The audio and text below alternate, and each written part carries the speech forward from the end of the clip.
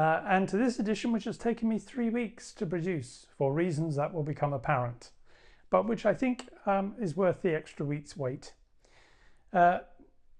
Again, for reasons that will become apparent, it's not been possible to run trains for much of the last 3 weeks.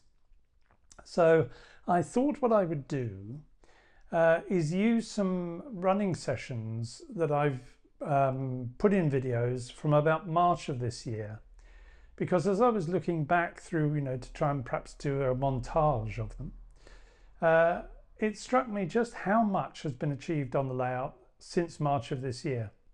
So there are 4 running sessions which I've put in, so you get a lot of running sessions in between all the waffle.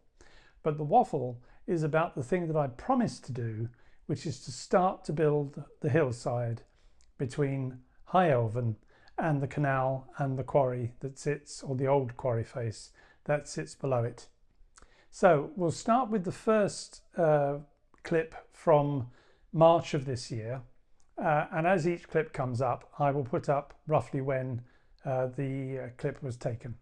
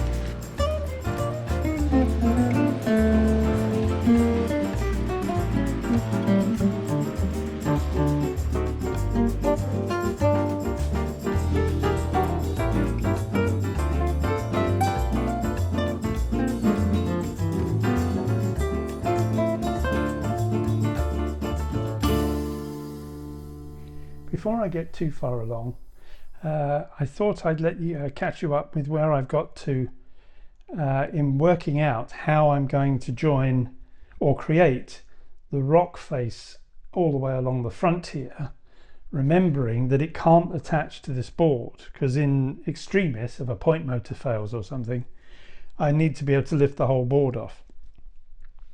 And although I've got clear in my mind what I want it to look like at the end, and I know what it looks like now, how I get from one to the other and what it looks like in the intervening stages has so far eluded me. And I'm now going to share with you what is about 4 days worth of work. Part of the problem was that I was sitting thinking, how am I going to do this, and trying to think, how am I going to do the whole thing? And I remembered something that a phrase I often used at work when I worked. When we had a big intractable problem or a very large project that you were delivering, which is that a journey of 1,000 miles starts with a single step. And sometimes, rather than 1,000 miles, you need to concentrate on the single step. So I decided to do some single step thinking. I did start initially by working on this area, and I'll show you how far I got. In order to do all the work, I've taken the perspex off, and I discovered that by working over this area without the perspex on, the work that I've done along the front here gets an absolute hammering and is going to need some remedial work. So I've stopped doing that bit, and I've been working on this, and that's been giving me serious brain ache, but I think I'm slowly getting there. First of all though, this piece that you can see in here is the piece that is actually going to be part of the face, and it is not going to be stuck down. It will be removable above, including what's above it. Some time ago, you know that I cut this piece, which fits along the face of the curve and will be turned into the abandoned quarry rock face. And I've yet to cut the other piece of 1 inch, 1 inch foam board into shape that will then run along to join this to that, and all of this will be able to be lifted off. That's the idea. So far all I've done is to put a piece of card in here to provide essentially a slot so that this has an anchor point when it goes down into place. I'll do something similar at the other end. And then I sort of ran into a bit of a brick wall until I remembered my phrase of a journey of 1,000 miles starts with a single step. So I decided to take some single steps, and I knew I had to finish this part off around here.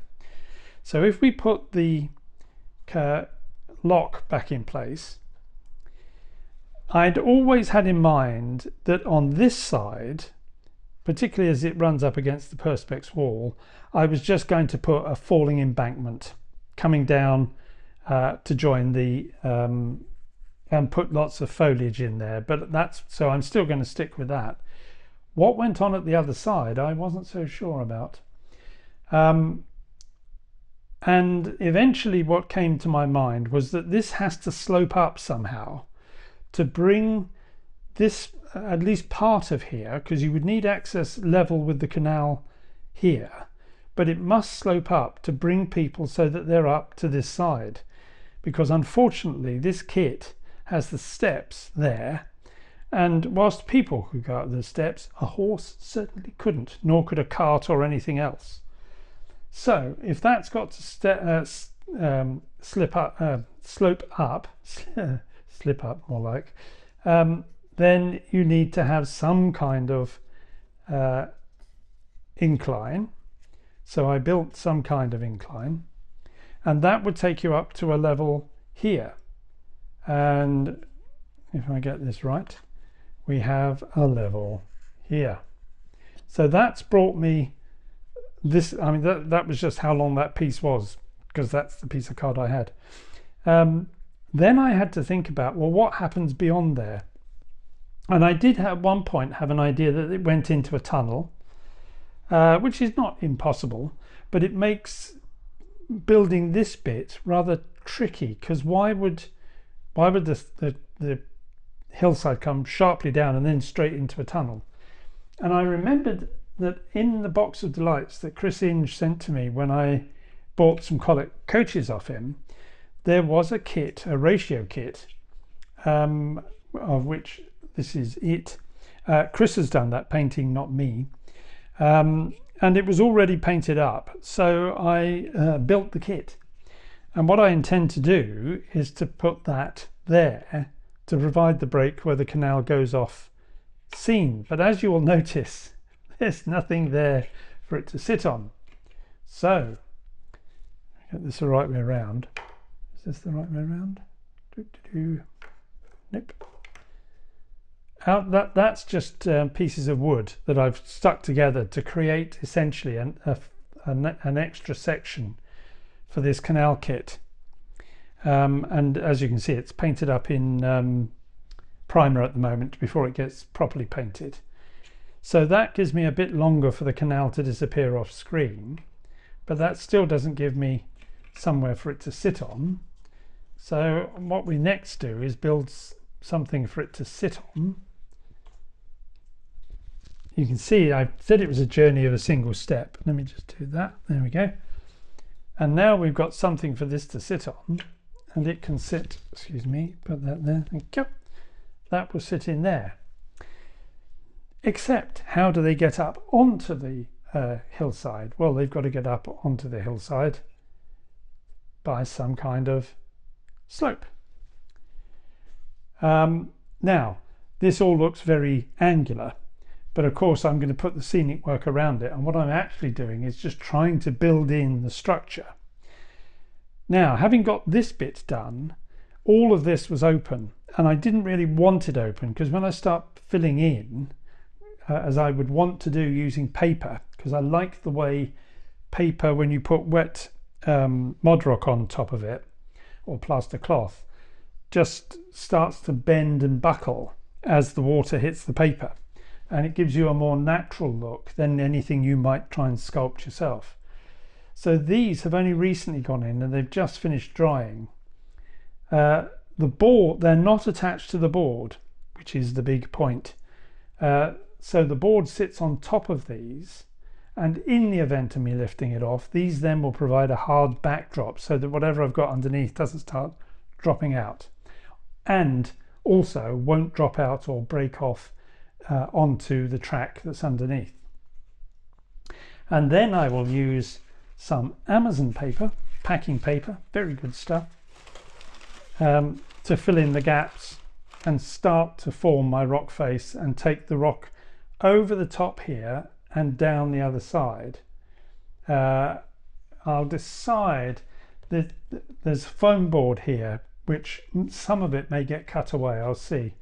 But that will then also extend round and down onto the slope, so that this is the hillside is filling in this area and going down there as part of an as yet unquarried outcrop.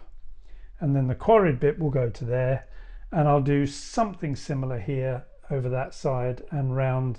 Oh, you can't see. Let me lift you up a bit. If I go over there, I'll just turn this. I'm using the iPad to help me see what's on the camera because I'm in front of it. So this will run round to here. I'll do the same as I'm using here around this side and around the bridge, and decide where I put the tunnel entrance, probably at an angle coming off of there. But that's several weeks away because I want to do this bit and then work out how I'm going to fix that side in, and then I'll do that bit at the far side at the end.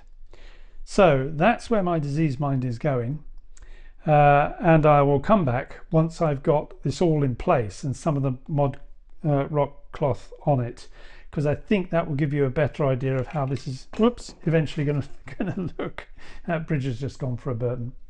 Okay, speak to you again probably in a day or two's time.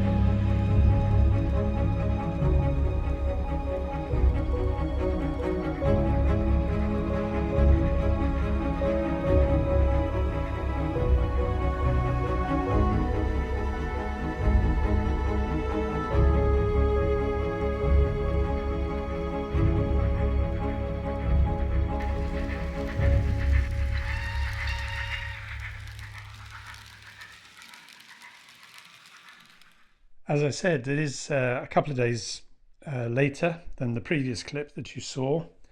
And this has taken much longer than I expected, so I suspect that this video now will not go out until the Friday after usual. You'll know by the time you get it whether I'm right on that. The everything has gone in as I wanted to give me the structure, and then the paper went in underneath. I did add behind here, I don't know if you can maybe just see, oh yes you can see it there. I added strips that run along between the upright supports that I was putting in, that run along so that there is a separation between the board here and this. This went on yesterday, and I'm going to leave it to dry completely before I cover it in the shaper sheet plaster, which is how I've done the other ones before. So don't worry about all these holes that are in it. The plaster cloth is just there to sit on the paper, sink into the paper, and just create the general landform. Then over the top of that will actually go a skin of shaper sheet plaster, and that's what will be painted in due course. But I was thinking to myself, oh, I might be able to get the video out this week, but there'll be no running until this is fully dry and I've got the shaper sheet plaster on top. It is still possible for me to remove this, as you can see. So that's worked really well, pleased with that. And I think the next thing, once I've got this done and then painted in, will be to work on this section, because I'll work out where this is going to end. At the moment it ends there, but I may bring it in a bit, depending on how I think I'm going to model this side, and then I can model that from here onwards round to the bridge there, and that will be the last section, and then it will all be in. So the aim now, I'm away for a weekend, and so this is going to get a good few days to dry. Well, I'm away if if the trains run through the deluge that is coming our way, and then so when I get back, this will be nice and dry, and the plaster dries very quickly. The shaper sheet plaster will dry very quickly, but this was all quite wet, and the paper underneath was quite wet, so it's just taking its time to dry a bit. So that brings you up to where I am, and the next time you see this, I hope it will look a bit less holy.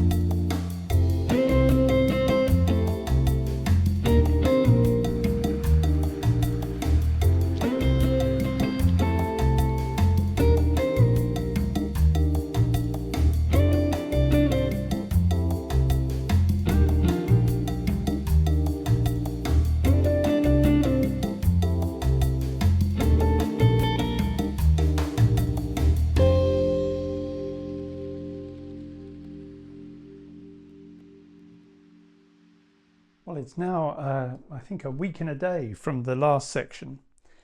And as I sort of suggested, I think, in the last section, My plans for being away for the last weekend were somewhat interrupted by Storm Barbette, in that my plans involved travelling down the East Coast Main Line from Edinburgh. So that didn't happen. But I was right in thinking that the work that you'd seen me do up to the end of the last session did take several days to dry. So I would have been right that having been away for the weekend, by the time I got back, it would have been dried, ready to apply the plaster, which I did, and put it on quite roughly. It's quite hard to get the definition here, but I didn't put it on as smoothly as I did over on this section, which was built exactly the same way, the hillside as it comes down to the canal, beginning of the canal, because I wanted this to be a rougher texture, particularly where it comes down to meet the path, which is where they've basically carved that section out. That's what's in my mind.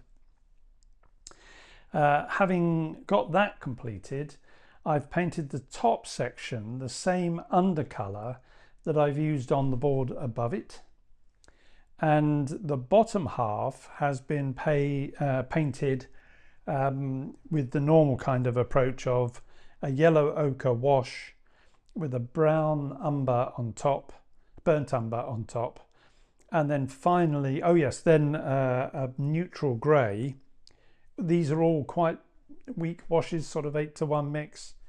And then on top of that, I mixed up some black soot weathering powder in a solution of isopropyl alcohol, because I find the weathering powder goes better in suspension there, and then washed over the top of everything. And I've got an image which I'll put up now, which I took the day before I did this work, which I did this work yesterday, which shows you what it looked like once I put the paint washes on there and before I added the final wash.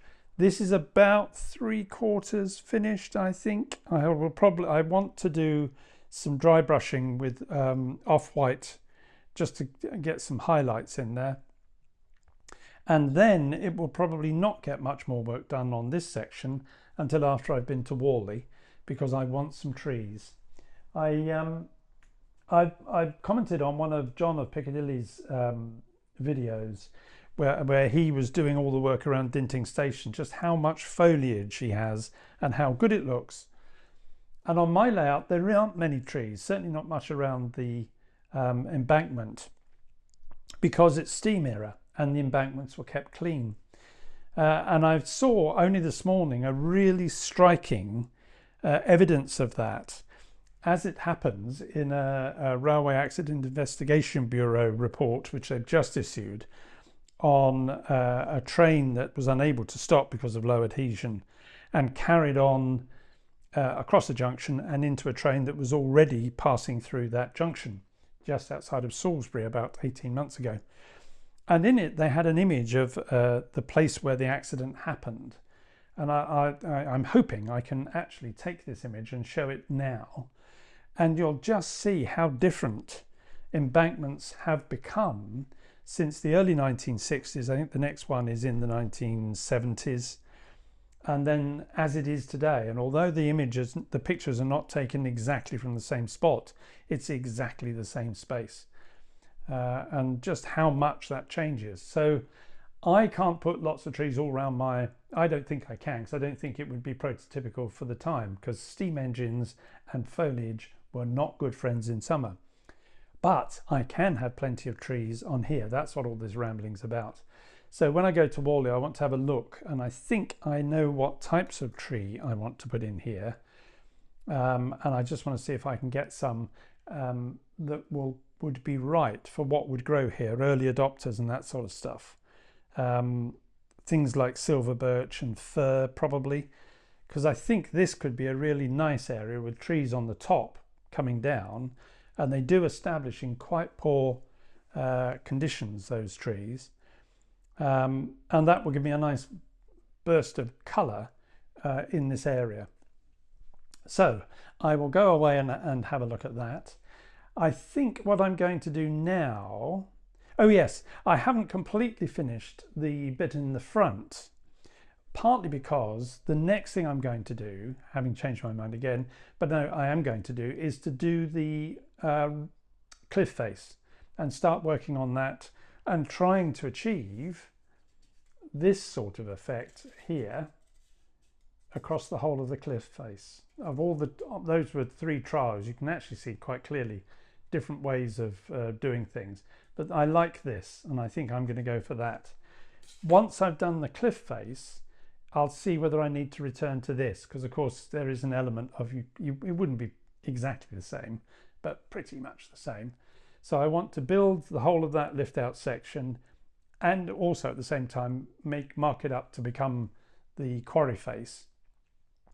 And that will just then leave me, if I move around, the bit that's the gap, which is coming round the bridge, the tunnel entrance, and then as the road goes down into the canal, what would have been originally the access road for the quarry, will be the final section.